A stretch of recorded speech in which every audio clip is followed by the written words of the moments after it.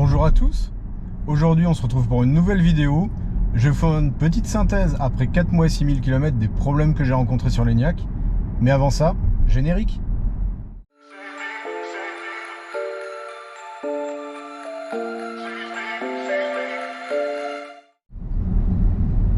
Donc on se retrouve aujourd'hui pour faire le bilan des 6000 km après quasiment 4 mois avec l'Enyaq. Le bilan, c'est surtout pour vous parler des points négatifs, faire une petite synthèse des problèmes éventuels que vous pourriez rencontrer si vous souhaitez acheter un Enyaq.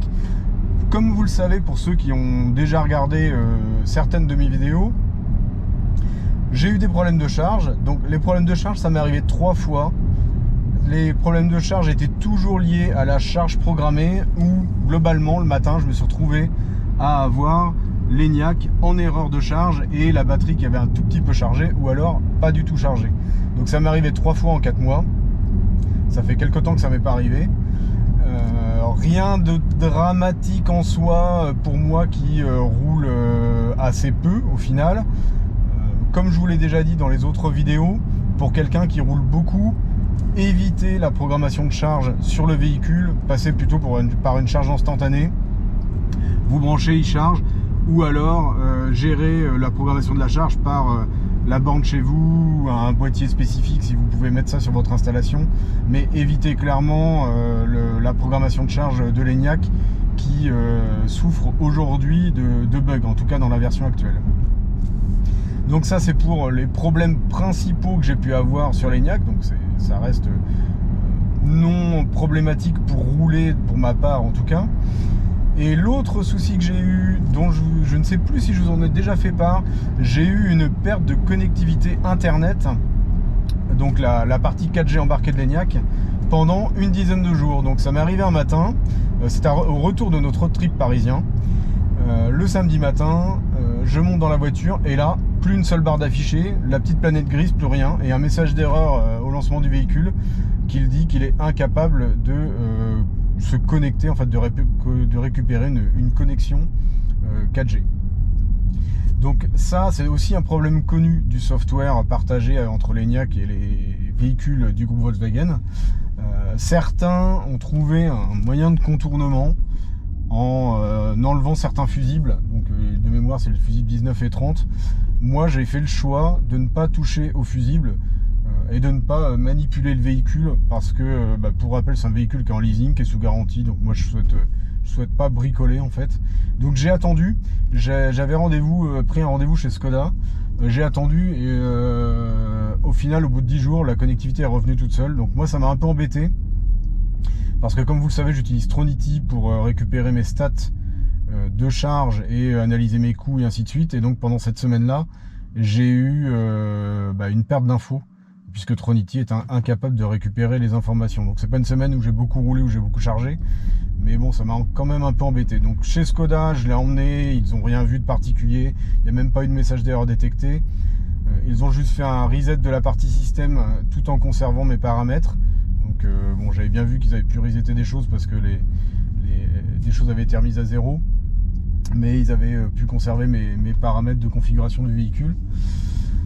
Ça ne s'est pas reproduit depuis pour l'instant, donc bon, rien de problématique pour rouler, c'est toujours pareil, ça n'empêche pas d'utiliser le véhicule, mais c'est un petit peu chiant, quand ça arrive on n'est jamais très content. Et les deux autres soucis plus mineurs que j'ai pu avoir sont des problèmes de son, c'est-à-dire une fois il m'est arrivé, je peux peut-être prendre par là, on va faire un petit détour. Une fois il m'est arrivé que en rentrant dans le véhicule, je n'avais plus aucun son émis, rien du tout. Donc il ne sortait plus rien des haut-parleurs, ni pour le radar de recul, ni pour la radio, ni pour aucun bip système. Je ne sais pas ce qui s'est passé ce jour-là. Pour résoudre le problème, je suis ressorti du véhicule, je l'ai reverrouillé, je l'ai redéverrouillé, je suis re-rentré dans le véhicule et ça a résolu le problème. Donc ça a fait une sorte de reboot du système. Et ce qui avait résolu le problème, parce qu'en resetant manuellement via l'écran, là, via la manip de l'écran, en appuyant sur le bouton power et le bouton moins en même temps, pendant 10 secondes, ça ne résolvait pas le souci. Donc vraiment obligé de sortir, de verrouiller et ensuite de redéverrouiller et rentrer dans le véhicule pour que le problème se règle. L'autre souci dans le même style, c'est en remontant dans le véhicule pour le stationner chez moi, donc je stationne en marche arrière et j'arrive le long d'un mur, donc le radar de recul s'enclenche.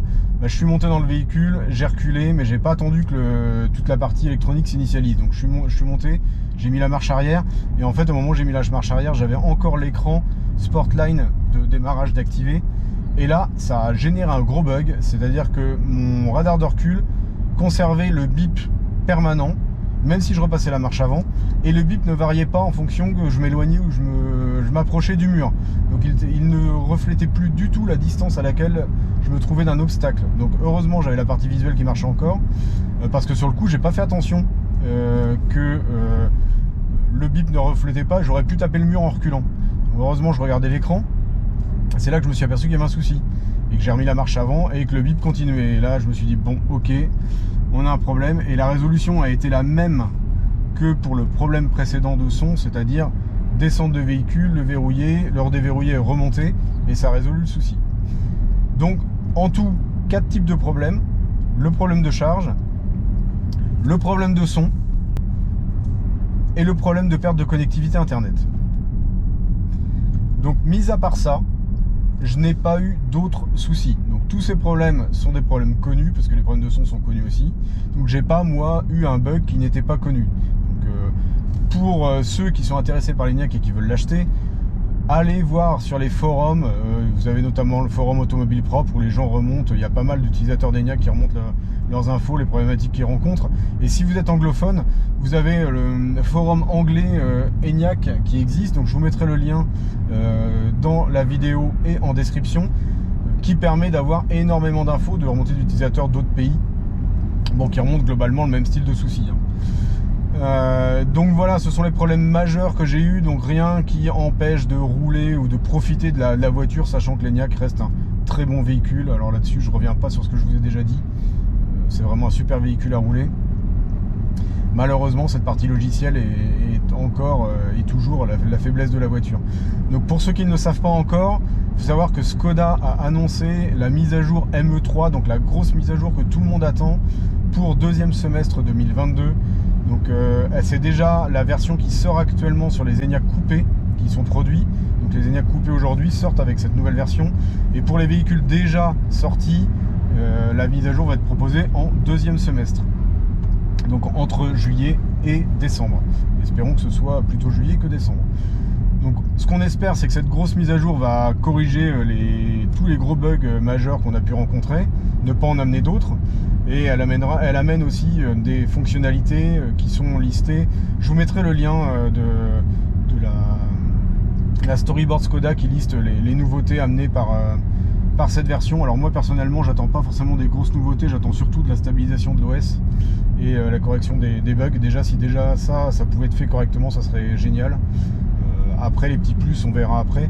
Elle apporte aussi cette version la mise à jour over the air, c'est-à-dire aujourd'hui l'ENIAC ne peut pas être mis à jour via sa connexion 4G, hormis pour les mises à jour de manuel utilisateur et de base de données GPS. Donc à partir de la ME3, normalement on pourra bénéficier des mises à jour de Skoda, pour même des mises à jour système un peu plus critiques et profondes, donc via la 4G. Donc ça c'est top aussi, plus besoin de passer en concession. Donc ça veut bien dire que la ME3, faudra aller en concession pour aller faire la mise à jour. Et normalement, d'après des gens de chez Skoda que j'ai pu avoir, les possesseurs de Skoda Enyaq qui ont déjà leur véhicule seront prévenus par Skoda que cette mise à jour est disponible et qu'ils peuvent aller en concession faire la mise à jour. En termes de conso, rapidement pour faire une synthèse, par rapport à ma conso du début, elle est plutôt stable. Sur ces 6000 km, je suis toujours à 16,5 kWh au 100, sachant que pour information, et comme j'ai pu le dire dans ma dernière vidéo, depuis que le beau temps revient et que les températures montent, la conso baisse fortement. Là vous voyez, depuis que je suis parti, bon là je roule pas très vite parce que je vous parle, mais depuis que je suis parti du boulot tout à l'heure, ma conso elle est de 12,1 kWh au 100 pour une moyenne de 50 km/h sur les 30 km que j'ai fait. Donc on est sur une conso très faible. Donc j'attends avec impatience le printemps et l'été qui arrive, parce que ça promet des belles baisses de consommation pour l'Enyaq. Donc voilà pour ce que j'avais à vous dire aujourd'hui. N'hésitez pas, si vous avez des commentaires, des remarques, des questions, vous savez, ça me fait toujours plaisir allez-y en commentaire, je me fais un plaisir de vous répondre. Et puis n'oubliez pas de vous abonner si la vidéo vous a plu, lâchez des petits pouces bleus, activez la petite cloche pour être notifié des futures sorties de vidéos. Et moi sur ces bonnes paroles, je vous dis à bientôt. Allez, bisous.